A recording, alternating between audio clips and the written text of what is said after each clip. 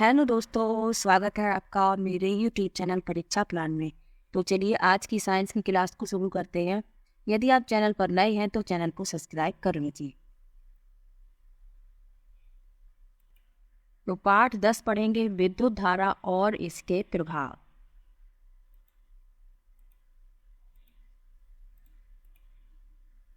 लिखा है, आपने कक्षा 6 के अध्याय 9 में सुझाए गए खेल आपका हाथ कितना स्थिर है को खेलने का प्रयास किया होगा।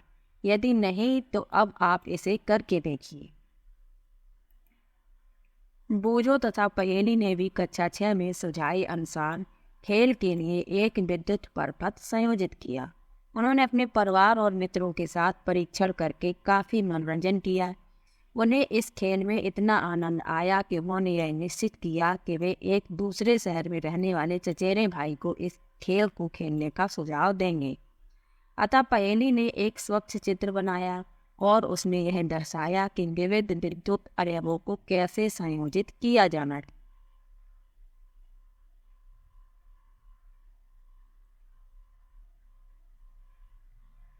यहाँ आप इस चित्र में देख सकते हैं आपका हाथ कितना स्थिर है के परीक्षण की व्यवस्था तो इस तरीके से व्यवस्थित करना है। आगे लिखा है, क्या आप यह परपथ आसानी से खींच सकते हैं। इससे बूढ़ों ने यह जानना चाहा कि क्या इन विद्युत अवयवों को निरूपित करने का कोई आसान उपाय है। विद्युत अवयवों के प्रतीक लिखा है, कुछ सामान्य विद्युत अवयवों को प्रतीकों द्वारा निरूपित किया जा सकता है।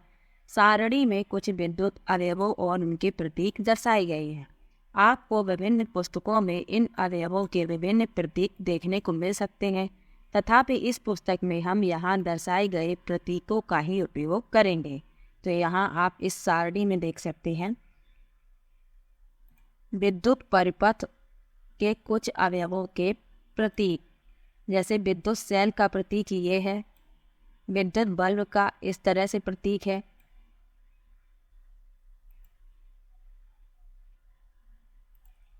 स्विच ऑन स्थिति में इस तरह का प्रतीक बनाया जाता है, स्विच ऑफ की स्थिति में इस तरीके से। बैटरी का प्रतीक ये होता है इस तरह से, और संयोजी तार का ये।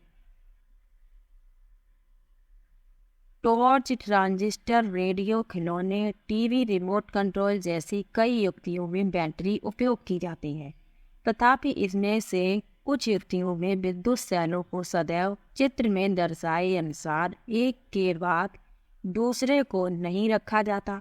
कभी कभी सेलों को एक के साथ दूसरे से सटा कर रखा जाता है। तब फिर सेलों के टर्मिनलों को किस प्रकार संयोजित करते हैं। किसी भी युक्ति के बैटरी वाले खाने को ध्यान से देखिए। प्रायः इसमें एक मोटा तार अथवा धातु की पत्ती होती है जो एक सेल के धन टर्मिनल को दूसरे सेल के ऋण टर्मिनल से जोड़ती है। बैटरी के खानों में सेलों को सही ढंग से रखने के उद्देश्य से आपकी सहायता के लिए प्रायः इन पर प्लस तथा माइनस चिन्ह अंकित होते हैं। यहाँ इस चित्र में देख सकते हैं बैटरी बनाने के लिए दो सेलों को एक साथ संयोजित करना, तो इस प्रकार से संयोजित किया जाता है। आगे लिखा है, अपने क्रियाकलापों के लिए बैटरी बनाते समय हम सेलों को कैसे संयोजित कर सकते हैं। आप चित्र में दर्शाए अनुसार लकड़ी के एक गुटके, लोहे की दो पत्तियों तथा रबड़ के छल्लों का उपयोग करके एक सेल होल्डर बना सकते हैं। यह आवश्यक है कि रबड़ के छल्ले धातु की पत्तियों को कसकर जकड़े रखें। तो आप इस तरीके से सेल होल्डर बना सकते हैं जिस प्रकार चित्र में दिखाया गया है। आगे लिखा है, दो या दो से अधिक सेलों की बैटरियां बनाने के लिए आप सेल होल्डर बाजार से भी खरीद सकते हैं। इनमें सेलों को उचित ढंग से इस प्रकार व्यवस्थित कीजिए कि एक सेल का धन टर्मिनल दूसरे सेल के ऋण टर्मिनल से संयोजित हो। चित्र में दर्शाए अनुसार सेल होल्डर की धातु की 2 क्लिपों में प्रत्येक के साथ तार का एक टुकड़ा संयोजित कीजिए। आपकी बैटरी उपयोग के लिए तैयार है। एक और प्रकार का होल्डर सेल होल्डर यहाँ पर दिखाया गया है, ये आप देख सकते हैं चित्र में। आगे लिखा है, किसी बैटरी को निरूपित करने के लिए उपयोग किया जाने वाला प्रतीक सारणी में दिखाया गया है। आइए अब हम सारणी में दर्शाए गए प्रतीकों का उपयोग करके किसी विद्युत परिपथ का परिपथ आरेख खींचें। यहाँ लिखा है, पहेली तथा बिंजू यह जानना चाहते हैं कि क्या ट्रैक्टरों, ट्रकों तथा इन्वर्टर में उपयोग होने वाली बैटरियां भी सेलों से बनी होती हैं। तब फिर इन्हें बैटरी क्यों कहते हैं? क्या आप इस प्रश्न का उत्तर पता लगाने में इनकी सहायता कर सकते हैं? ये ट्रक की बैटरी यहाँ पर चित्र में दिखाई गई है।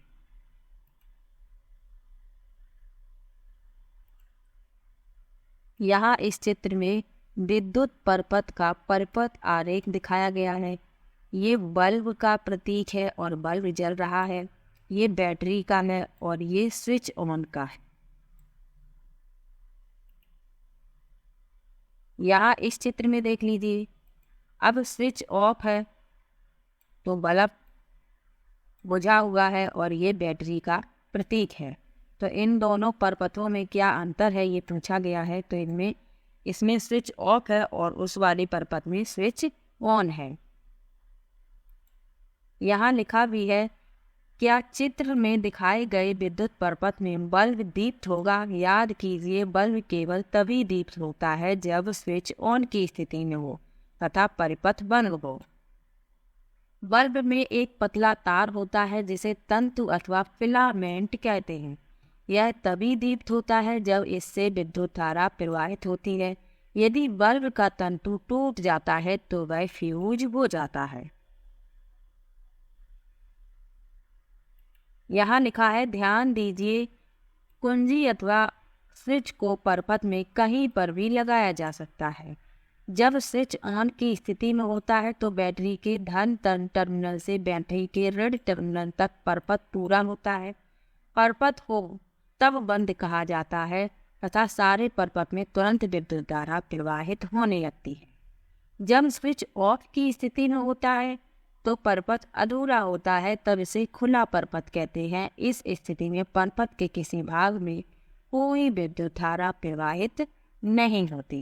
ये महत्वपूर्ण तथ्य लिखे हुए हैं। अब लिखा है, विद्युत धारा का तापीय प्रभाव। क्या, चलिए इसको भी पढ़ लेते हैं। लिखा है, एक विद्युत सेल, एक टॉर्च बल्ब, एक स्विच तथा संयोजक तार लीजिए। चित्र में दर्शाए अनुसार एक विद्युत परिपथ बनाइए।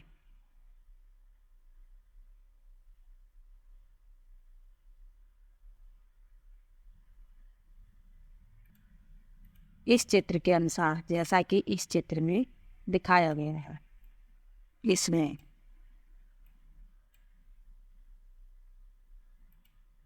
लिखा है, यह क्रियाकलाप केवल एक सेल का उपयोग करके किया जाना है।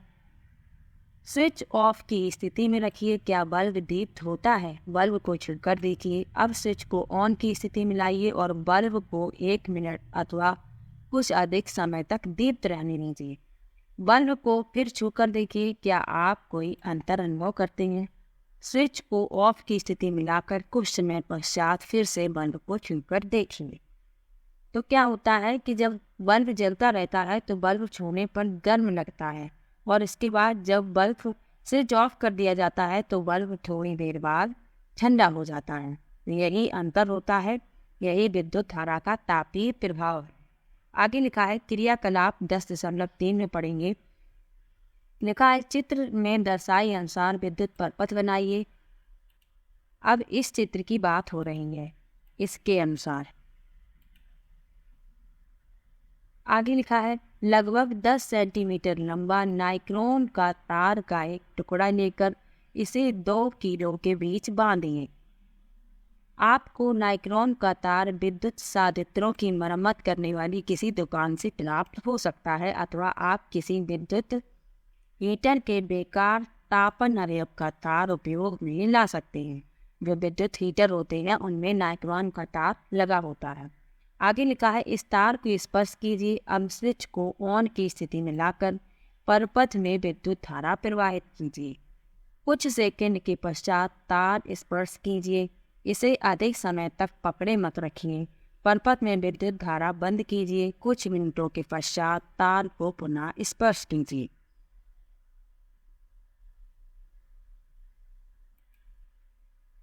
जब किसी तार से कोई विद्युत धारा प्रवाहित होती है तो वह तप्त हो जाता है। इसे विद्युत धारा का तापीय प्रभाव कहते हैं।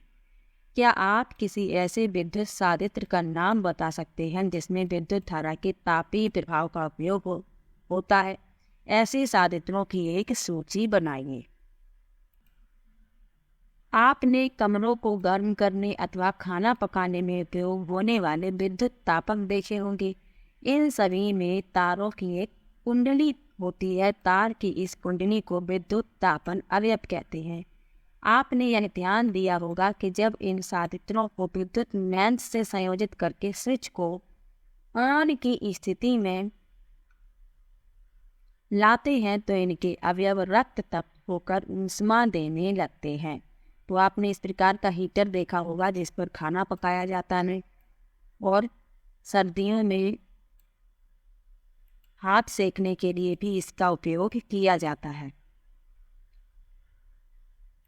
आगे लिखा है, किसी तार में उत्पन्न ऊष्मा का परिमाण उस तार के पदार्थ, लंबाई तथा मोटाई पर निर्भर करता है। अतः विभिन्न आवश्यकताओं के लिए विभिन्न पदार्थों तथा विभिन्न लंबाई एवं मोटाई के तार उपयोग किए जाते हैं। विद्युत परपथों को जोड़ने में प्रयोग होने वाले तार सामान्यतः गर्म नहीं होते। इसके विपरीत कुछ विद्युत साधित्रों के अवयव इतने अधिक तप्त हो जाते हैं कि आसानी से दिखाई देते हैं। विद्युत बल्ब के तंतु इतने उच्च ताप तक तप्त हो जाते हैं कि दीप्त होकर प्रकाश देना आरंभ कर देते हैं। यहाँ इस चित्र में आप देख सकते हैं विद्युत बल्ब का दीप्त तंतु।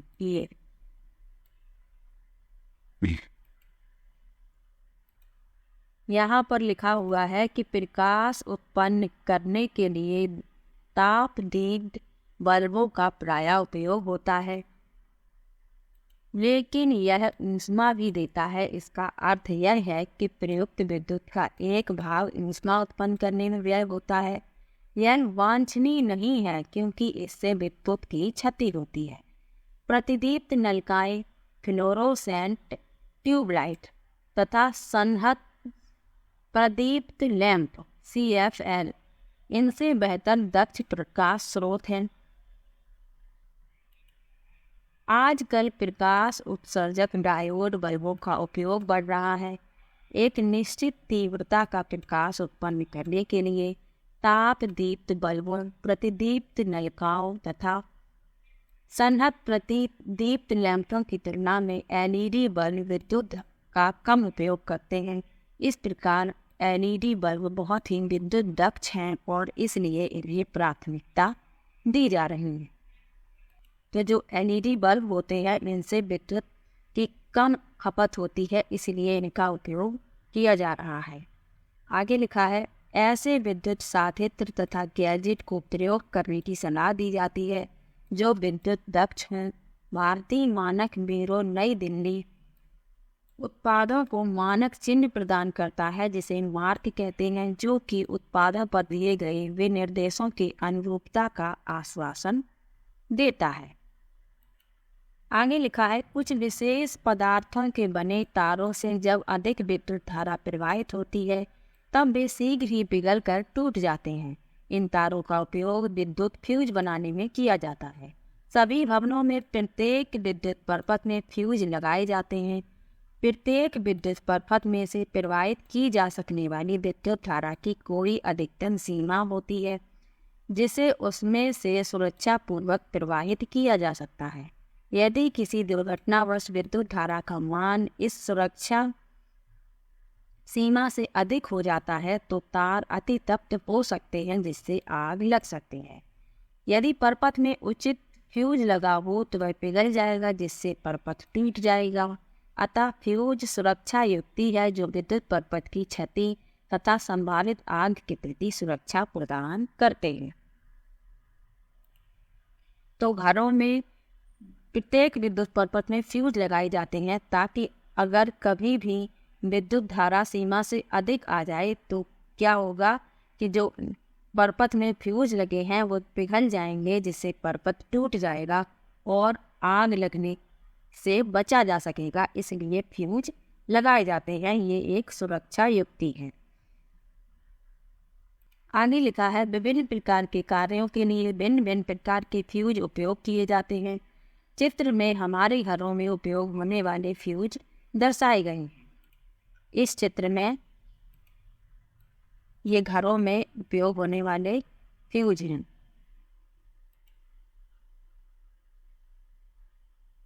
चित्र में दर्शाए गए फ्यूजों का व्यापक उपयोग विद्युत संयंत्रों में किया जाता है।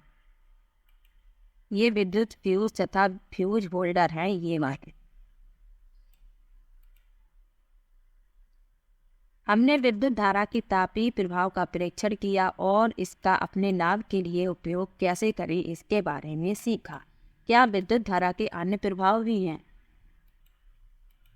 यहाँ लिखा है कि आजकल फ्यूज के स्थान पर लघु परपथ विच्छेदकों MCV का उपयोग निरंतर बढ़ता जा रहा है। जब किसी परपथ में विद्युत धारा सुरक्षा सीमा से अधिक हो जाती है तो ऐसे स्विच होते हैं जो स्वतः ही ऑफ हो जाते हैं। आप इन्हें फिर से ऑन कर दें तो परपथ पुनः पीला हो जाता है। डब्बे पर भी ISI चिन्ह अवश्य देखें। यहाँ आप देख सकते हैं ISI मार्क।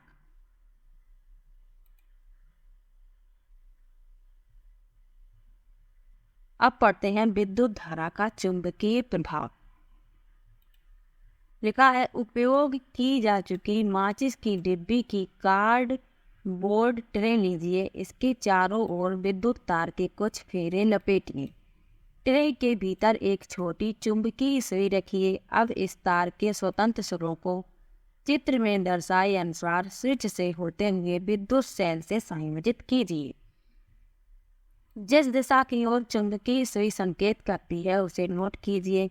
चुंबकीय सुई के निकट एक क्षण चुंबक लाइए, देखिए क्या होता है। अब चुंबक को हटाकर चुंबकीय सुई को ध्यान से देखते हुए स्विच को ऑन की स्थिति पर लाइए। आप क्या देखते हैं? क्या चुंबकीय सुई विक्षेपित होती है? स्विच को वापस ऑफ की स्थिति पर ले आइए। क्या चुंबकीय सुई वापस अपनी आरंभिक स्थिति पर आती है? इस प्रक्रिया को कई बार दोहराइए। यह प्रयोग क्या संकेत देता है? हम जानते हैं कि चुंबकीय सुई एक लघु चुंबक होती है जो उत्तर दक्षिण दिशा की ओर संकेत करती है। जब हम कोई चुंबक इसके निकट लाते हैं तो सुई विक्षेपित हो जाती है। हमने यह भी देखा कि जब चुंबकीय सुई के निकट रखे तार में विद्युत धारा प्रवाहित होती है तब भी सुई विक्षेपित होती है। क्या आप इन दोनों प्रेक्षणों में कोई संबंध स्थापित कर सकते हैं? क्या किसी तार में विद्युत धारा प्रवाहित करने पर वह तार चुंबक की भांति व्यवहार करता है? इसी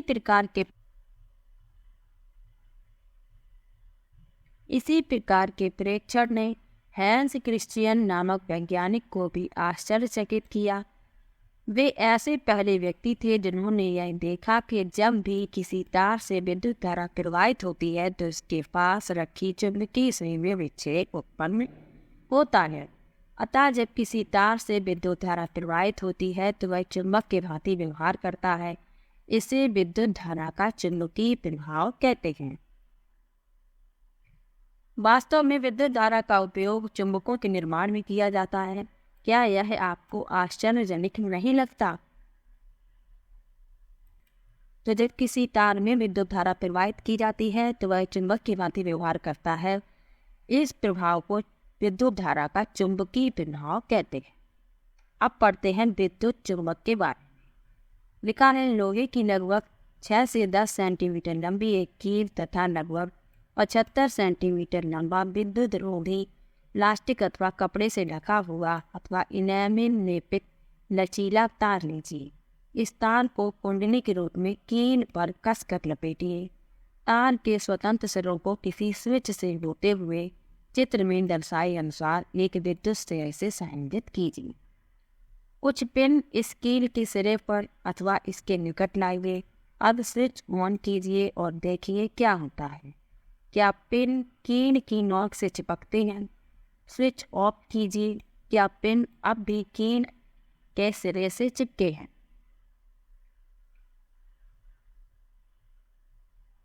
उपरोक्त क्रियाकलाप में विद्युत धारा प्रवाहित करने पर कुंडली चुंबक की भांति व्यवहार करती है। जब विद्युत धारा का प्रवाह समाप्त हो जाता है तो कुंडली का चुंबकत्व सामान्यतः नष्ट हो जाता है। इस प्रकार की कुंडली को विद्युत चुंबक कहते हैं। विद्युत चुंबकों को अति प्रबल बनाया जा सकता है। ये अत्यंत भारी बोझ उठा सकते हैं। क्या आपको कक्षा 6 के अध्याय 10 में दिखाई क्रेन के चित्र की याद है? इस प्रकार की क्रेनों के एक सिरे पर प्रायः एक प्रबल विद्युत चुंबक लगा होता है। विद्युत चुंबकों का उपयोग कबाड़ से चुंबकीय पदार्थों को पृथक करने के लिए भी किया जाता है।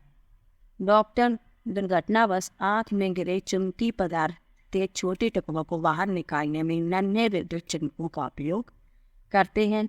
बहुत से खिलौनों के भीतर भी विद्युत चुंबक लगे होते हैं। तो विद्युत चुंबकों का उपयोग कई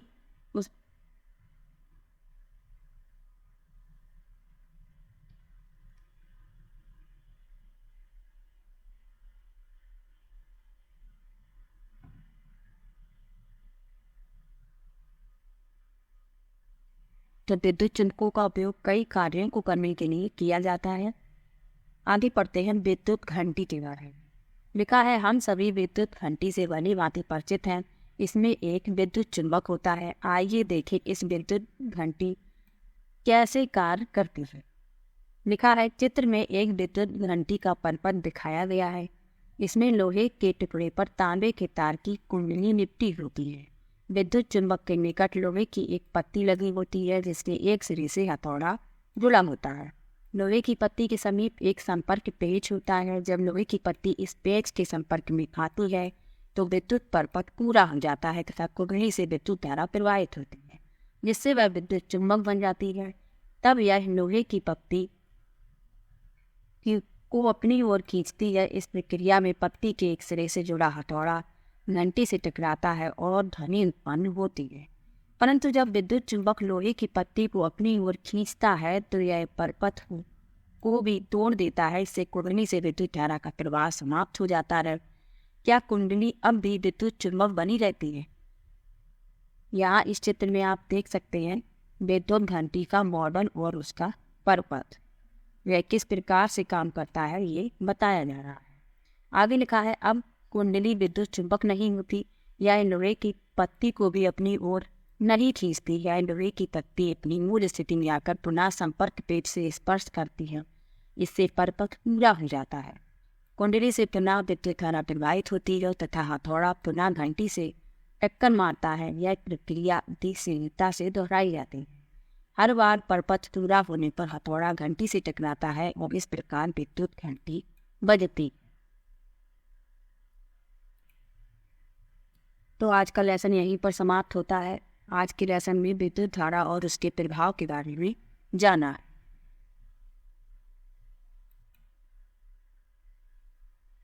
क्लास 7 की बुक जल्दी ही कंप्लीट हो जाएगी। इसके बाद क्लास 8 की बुक को पढ़ेंगे। तो वीडियो कैसा लगा कमेंट बॉक्स में जरूर बताइएगा। वीडियो को लाइक, चैनल को सब्सक्राइब करना मत भूलिएगा। मिलते हैं एक और नई वीडियो के साथ। तब तक के लिए बाय बाय।